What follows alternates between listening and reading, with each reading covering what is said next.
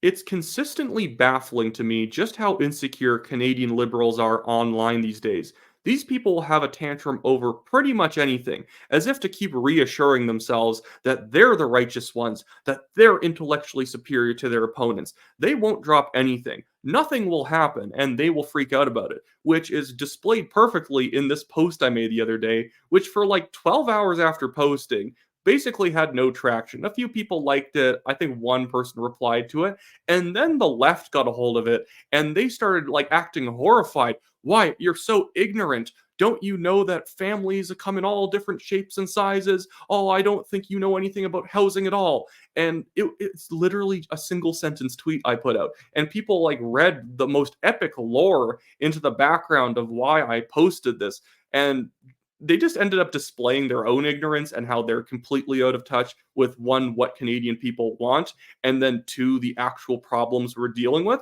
Because I made a post about housing, and at no point did the word immigration cross any of these people's lips, which is obviously the real cause of the current housing crisis. When we have a supply and demand imbalance because of artificially high demand from immigration, that's going to have a big effect on housing. So I posted this tweet. It was super short, just in response to Mayor Jody Gondek and Calgary City Council passing the blatantly stupid blanket rezoning plan, which is effectively them just voting in favor of Justin Trudeau bribing them.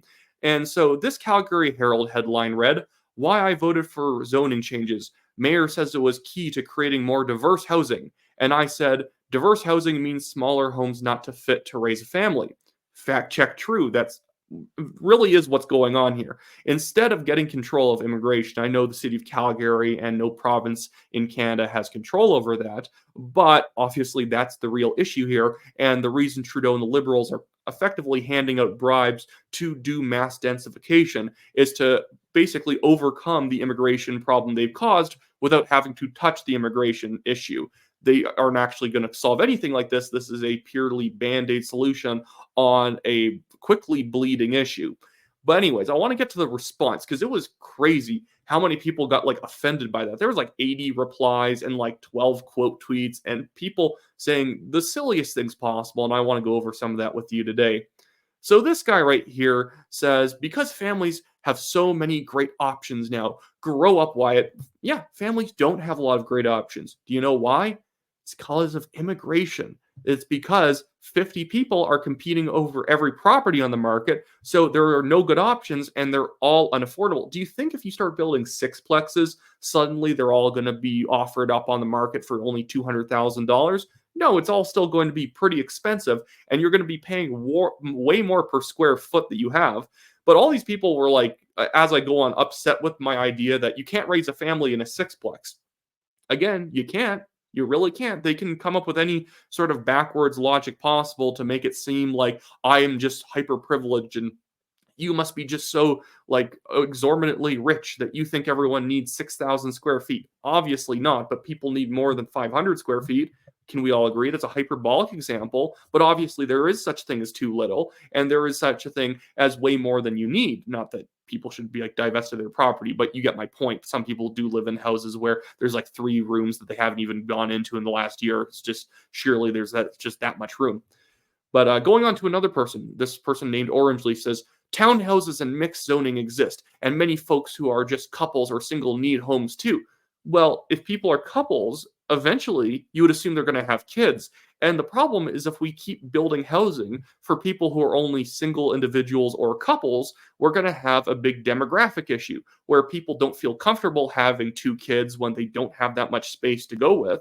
And yes, you can make it work, and maybe it's a good idea for people to just make it work. But I'm talking about the normal psychology of most people who don't, while living in a sixplex or a quadruplex or whatever, don't want to have 4 kids when they don't even really have a backyard. And that's the thing with the rezoning too, is that so many houses and so many properties are just not going to have yards at all. And densification brings crime. So you're not just going to kick the kids out of the house and say, yes, go play down the street next to, the crack addict. Here's another person. Quite insulting to millions of Canadians who raise their families in non-detached housing. Well, most people do raise their families in detached housing, so I don't know like what you're saying here. It's pretty standard that people want a detached house if they have a larger family. And this they go on to say, I thought conservatives want limited government. Turns out they only want to limit your property rights and your rights to choose which housing options suit your needs best. To be fair, an apartment doesn't suit the needs of a family as well as a detached house where you have a lot more room. And the idea that, oh, conservatives want to limit your property rights because they oppose blanket rezoning, like, no, no, no, no. Actually, what I want to do is I want to, actually fulfill the promise that was made to people when they bought in these residential communities that were supposed to all be detached single family homes. It's pulling the carpet out from under people that when they bought into a community for $750,000 for a house, that 7 years later, city council is just like, oh yeah, there's now duplexes and triplexes and sixplexes in your neighborhood. And we also got rid of half the soccer fields because we need to build more housing in there and we need to build affordable housing projects and whatnot. Obviously, that is wrong, and we are fulfilling the promise to people, and we are protecting their property rights, that when they purchased in an area under the guise that it was going to remain a certain way, that it should remain a certain way there. Here's another one. Matt spoke, and I want to get to something else he tweeted later. I don't have a screenshot of it right now, but it was hilarious. He said, the CPC needs to filter out these anti housing candidates now. None of your business what size people choose to raise a family in. We need all types of housing and a lot more of it.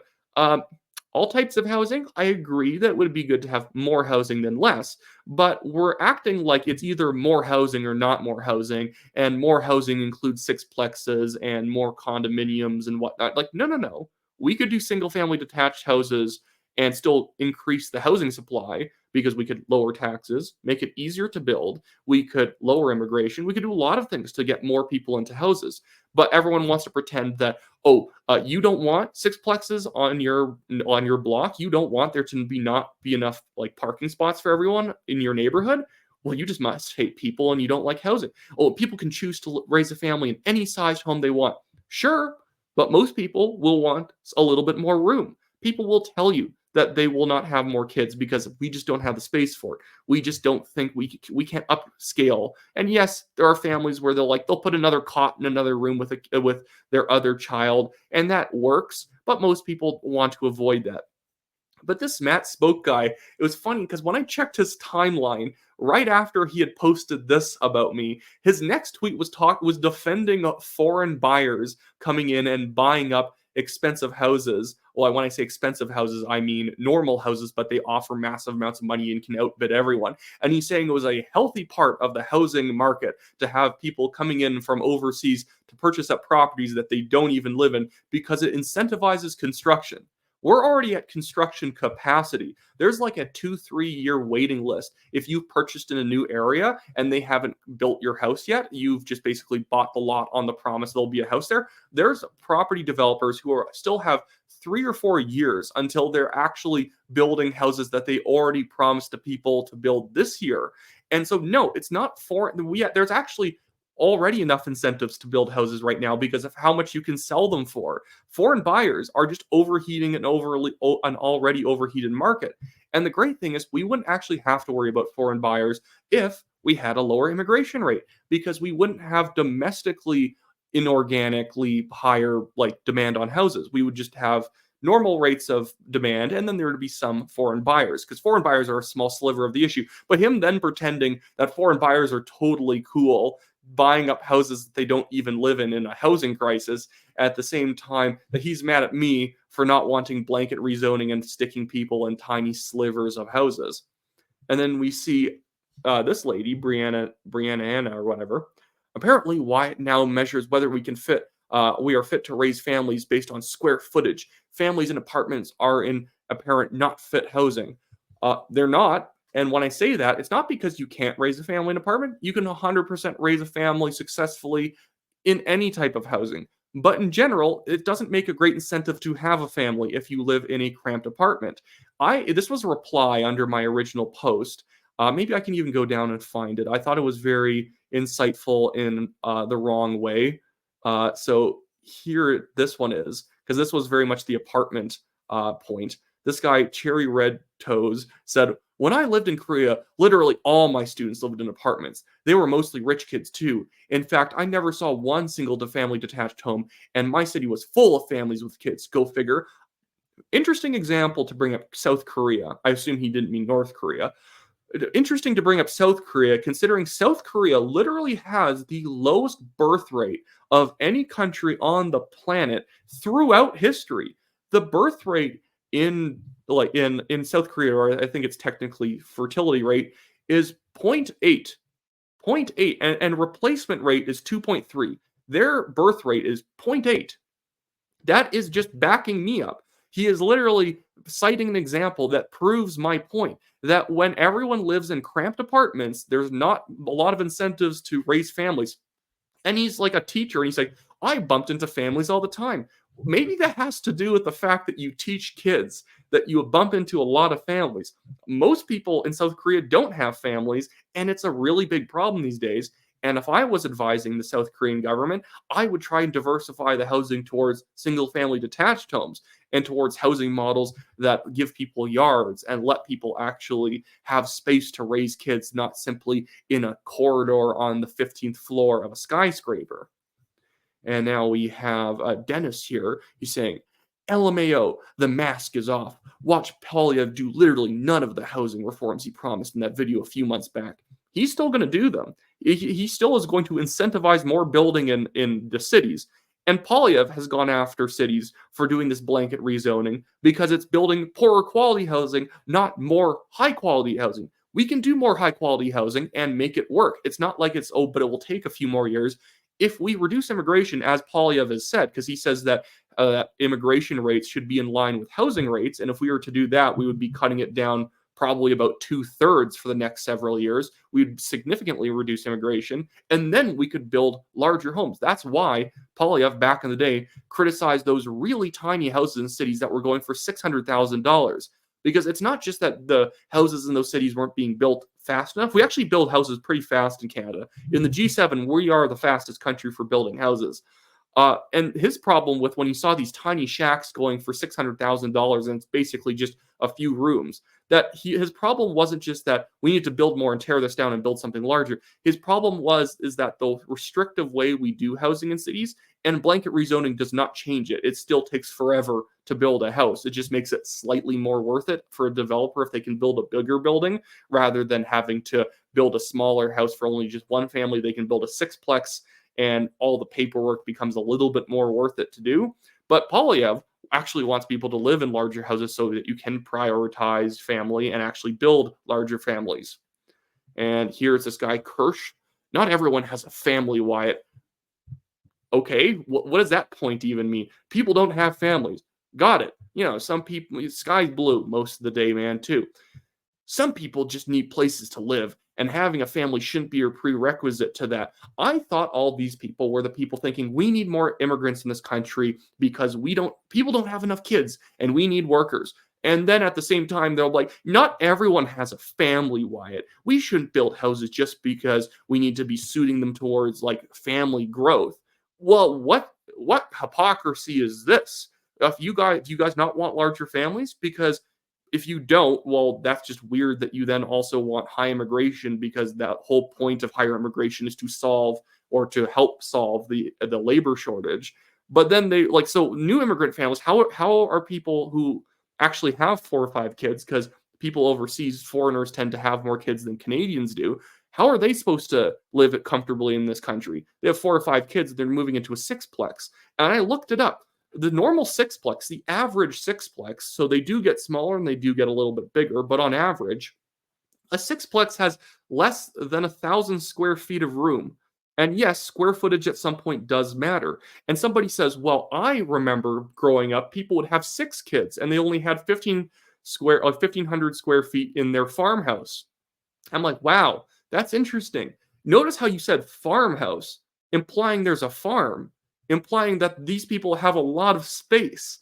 And so their kids don't have to be inside all day long because they don't live in a potentially crime-ridden urban center in a tiny house, and they don't have to worry about their kids going outside. 1,500 square feet is also nothing to sneeze at. 1,500 square feet's pretty good. If anything, they're privileged for thinking that that's like a small house to use to dunk on me.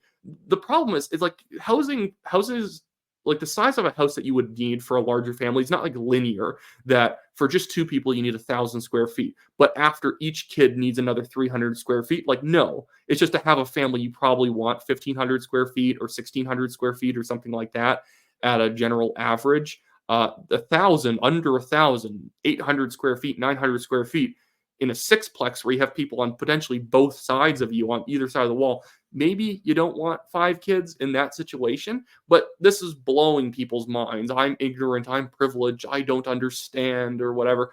I do. You guys are just insecure about the fact that your housing policy is deeply unpopular. And so you're finding me to like dunk on me and ratio me because I guess that means I'm wrong. I made a perfectly coherent point, and then people had to read lore into what I said in order to pretend that I was saying something radical, like, oh, if you live in a small apartment, you're scum. Obviously not. That was not said by anybody, but liberals need to tell you what you said in order to actually be able to win the argument, a tactic called a straw man, and I don't engage with stuff like that. Anyways, that should be it for me today, guys. Just want to quickly plug my legal defense fund. If you guys want to contribute to that, it would really help me out. We have more than $29,000 in costs with this billionaire developer, ironically enough, to the topic of this video. He's suing us for defamation, and in over 2.5 years has still not provided any evidence that we defamed him. Our article that mentioned him literally just hyperlinked to an investigative article about him from the Globe and Mail, and we effectively said nothing new about him at all. And when I say effectively we said nothing new, the only thing we added was a donation record to a leadership candidate, and that was it. So if you go to the Give, Send, Go link in the description below, you can donate anything to help reduce the burden of costs on me. And then the TNT Telegram channel link is also down there. And if you live in the riding of Calgary, Signal Hill on the west side of Calgary, remember, mark me number 1 on your ballot in this area. The membership or the voting date hasn't been called yet. Membership deadline passed already, but we don't know when the vote will happen. But if you live there and you have a membership that's active, vote me number 1 on your ballot. Vote Michael Kim number 2. Let's make sure we actually have real conservatives representing these strong conservative ridings.